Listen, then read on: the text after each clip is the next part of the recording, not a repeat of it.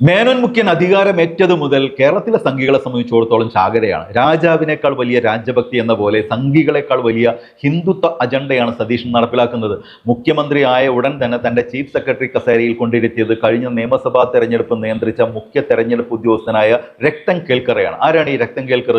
തെരഞ്ഞെടുപ്പ് കമ്മീഷനുടെ ആഫീസിനകത്ത് BJP-യുടെ സീല് കണ്ടത് വിവാദമായപ്പോൾ അതൊരു അബദ്ധം പറ്റിയതാണെന്ന് പറഞ്ഞ് കൈയൊഴിഞ്ഞ കക്ഷിയാണ് ഈ രക്തൻ കേൽക്കർ. എത്ര ആലോചിച്ചിട്ടും പിടികിട്ടാത്തൊരു കാര്യമാണ്. എവിടെയാണ് ഈ സീല്? BJP-യുടെ സീല് മുഖ്യ തെരഞ്ഞെടുപ്പ് കമ്മീഷണറുടെ ഓഫീസിനകത്ത്. പിന്നീട് അങ്ങോട്ട് നോക്കൂ, എല്ലാ മുഖ്യ കീ പോസ്റ്റുകളിലും സതീശൻ തിരികെ കയറ്റിയത് കറകളഞ്ഞ RSS അനുകൂലികളെ. സതീഷിന്റെ ഭരണം 3 ആഴ്ച പിന്നിട്ടപ്പോഴേക്കും സമസ്തയുടെ മുഖപത്രമായ സുപ്രഭാതത്തിന് വരെ ഇതിനെതിരെ എഡിറ്റോറിയൽ എഴുതേണ്ടി വന്നു.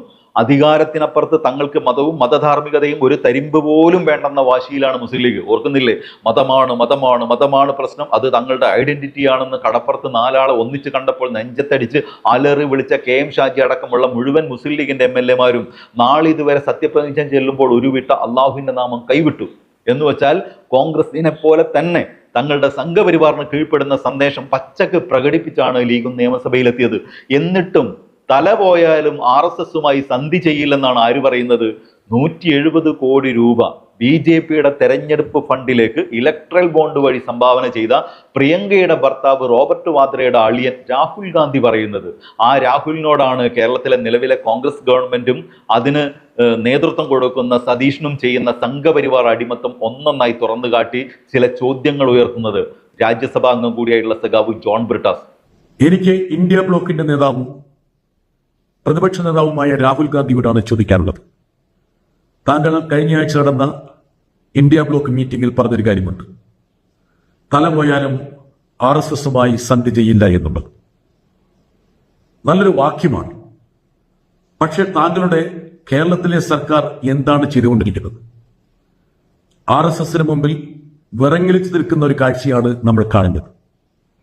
ഇന്നും ഇന്നലെയുമല്ല RSS ഇന്ത്യയുടെ ഉന്നത വിദ്യാഭ്യാസ മേഖലയെ കാവ്യവൽക്കരിക്കാൻ ശ്രമം ആരംഭിച്ചിട്ടു. കേരളത്തിൽ ആരിഫ് മുഹമ്മദ് ഖാൻ ഗവർണറായിരിക്കുമ്പോൾ അതിനുള്ള ശ്രമം ആരംഭിച്ചു. പല നടപടികളും അദ്ദേഹം കൈക്കൊണ്ടു. അന്നത്തെ ഇടതുപക്ഷ സർക്കാർ ശക്തിയായി എതിർത്തു, പ്രതിരോധിച്ചു, പ്രതിഷേധിച്ചു. പക്ഷെ ഇപ്പോൾ എന്താണ് കേരളത്തിൽ നടന്നുകൊണ്ടിരിക്കുന്നത്? ശ്രീ രാഹുൽ ഗാന്ധി, താങ്കൾക്കറിയാവുന്ന ഒരു കാര്യമുണ്ട്. ഒരു സമൂഹത്തിന്റെ സംസ്കൃതിയെ, ചിന്താധാരയെ മാറ്റിമറിക്കണമെങ്കിൽ സംസ്കാരത്തിലും വിദ്യാഭ്യാസത്തിലും ഇടപെടണം. ഇന്ന് ഇന്ത്യയിൽ എല്ലാ വിദ്യാഭ്യാസ സ്ഥാപനങ്ങളിലും RSS നഗ്നമായി ഇടപെട്ടുകൊണ്ടിരിക്കുകയാണ്. സർവകലാശാലകളുടെ നിയന്ത്രണം ഏറ്റെടുക്കുന്നു, സിലബസുകൾ മാറ്റിമറിക്കുന്നു, കരിക്കുലങ്ങൾ അവരുടേതായ രൂപത്തിൽ പൊടിച്ചെഴുതുന്നു. അങ്ങനെ വിദ്യാഭ്യാസത്തിന്റെ സമസ്ത തലങ്ങളെയും RSS റാഞ്ചിക്കൊണ്ടിരിക്കുകയാണ്. കേരളത്തിൽ UDF അധികാരത്തിന് വന്ന ശേഷം RSS-ന്റെ ഭാഗത്തുനിന്ന് ഉണ്ടാകുന്ന ഒരു നീക്കത്തോടും ചെറിയ രൂപത്തിലുള്ള പ്രതിഷേധമോ പ്രതിരോധമോ സൃഷ്ടിക്കാനോ അതല്ലെങ്കിൽ പ്രകടിപ്പിക്കാനോ തയ്യാറാകുന്നില്ല. ഗവർണറുമായി ഏറ്റുമുട്ടാൻ ഞങ്ങളില്ല എന്നുള്ളതാണ്. ശ്രീ രാഹുൽ ഗാന്ധി, ഇതാണോ താങ്കളുടെ നയം? യഥാർത്ഥത്തില് കഴിഞ്ഞ ഏതാനും ദിവസങ്ങളായി ഉന്നത വിദ്യാഭ്യാസ മേഖലയിൽ എന്താണ് സംഭവിക്കുന്നത്? കേരളത്തിലെ ജനങ്ങൾ തങ്ങളുടെ വിയർപ്പും രക്തവും കൊണ്ട് പടുത്തുയർത്തിയ ഉന്നത വിദ്യാഭ്യാസ സ്ഥാപനങ്ങളെ RSS ഒന്നൊന്നായി കൈയടക്കി വെക്കുകയാണ്. ഇപ്പൊ കഴിഞ്ഞ ദിവസം MG യൂണിവേഴ്സിറ്റിയിലെ വൈസ് ചാൻസലർ നിയമനം നടന്നു. കേരള ഗവൺമെന്റ് കമാന്നൊരു വാക്ക് പറഞ്ഞില്ല. അറിയപ്പെടുന്ന ഒരു RSS-കാരനെ ഗവർണർ അവിടെ വൈസ് ചാൻസലറായി നിയമിച്ചു. MG യൂണിവേഴ്സിറ്റിയിലെ സെനറ്റിലേക്ക് 30 പേരെ നിയമിച്ചപ്പോൾ അതിൽ 19 പേരും കറകളഞ്ഞ RSS-കാരായിരുന്നു. ഉന്നത വിദ്യാഭ്യാസ സെക്രട്ടറിയുടെ നിയമനം തന്നെ യഥാർത്ഥത്തിൽ ഇതുമായി കൂട്ടി വായിക്കണം. കഴിഞ്ഞ ദിവസം RSS-ന്റെ മേധാവി മോഹൻ ഭഗവത് വിളിച്ചു ചേർത്ത ഒരു യോഗത്തിൽ പങ്കെടുക്കാൻ വേണ്ടി സംസ്ഥാന കാറിൽ പോയത് 3 വൈസ് ചാൻസലർമാരാണ്. കേരള സർവകലാശാലയുടെ vice chancellor doctor Mohan Kunnummal, MG സർവകലാശാലയുടെ വൈസ് ചാൻസലർ ഡോക്ടർ മാവൂത്ത്, മലയാള സർവകലാശാലയുടെ vice chancellor doctor CR Prasad. RSS ആണോ ഈ വൈസ് ചാൻസലർമാർക്ക് ശമ്പളം നൽകുന്നത്? RSS-ഉം വൈസ് ചാൻസലർമാരും തമ്മിൽ എന്താണ് ബന്ധം? നമ്മുടെ ഉന്നത വിദ്യാഭ്യാസ സ്ഥാപനങ്ങൾ ഒന്നൊന്നായി RSS-ന്റെ മുമ്പിൽ ഇഴയുന്ന ഒരു സാഹചര്യം സംജാതമാകുമ്പോൾ അതിനോട് പ്രതിഷേധിക്കാനുള്ള കേവലപരമായിട്ടുള്ള ഒരു ആർജവമെങ്കിലും ഉന്നത വിദ്യാഭ്യാസ മന്ത്രിയും മുഖ്യമന്ത്രിയും പ്രകടിപ്പിക്കേണ്ടതില്ലേ? യഥാർത്ഥത്തിൽ ദയനീയമാണ് അവസ്ഥ. എനിക്ക് ഒരു കാര്യം കൂടി കോൺഗ്രസുകാരെ, എന്റെ പ്രധാനപ്പെട്ട സുഹൃത്തുക്കളെ ഓർമ്മപ്പെടുത്താനുണ്ട്.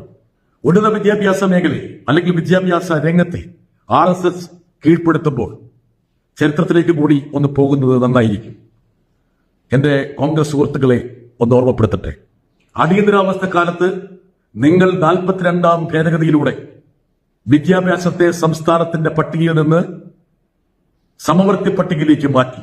അന്നു മുതലാണ് കേന്ദ്ര സർക്കാർ വിദ്യാഭ്യാസ മേഖലയിൽ ഇടപെട്ടു തുടങ്ങിയത്. ഇപ്പോഴും കോൺഗ്രസിന്റെ പ്രധാനപ്പെട്ട നേതാക്കളൊക്കെ പാർലമെന്റിൽ മേനിനടിക്കാറുണ്ട്.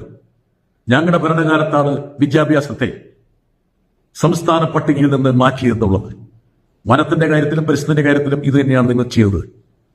ഇതിന്റെ പശ്ചാത്തലത്തിലാണ് ഇന്ന് കേന്ദ്രം സംസ്ഥാനങ്ങൾ കെട്ടിപ്പടുത്ത സർവകലാശാലകളെ കീഴ്പ്പെടുത്തിക്കൊണ്ടിരിക്കുന്നത്.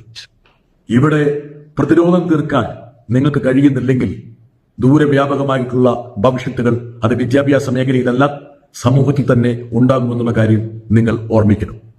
ഇത് കേരളത്തിലെ ജനങ്ങൾ നികുതിപ്പണം കൊണ്ട് കെട്ടിപ്പടുത്ത സ്ഥാപനങ്ങളാണ്.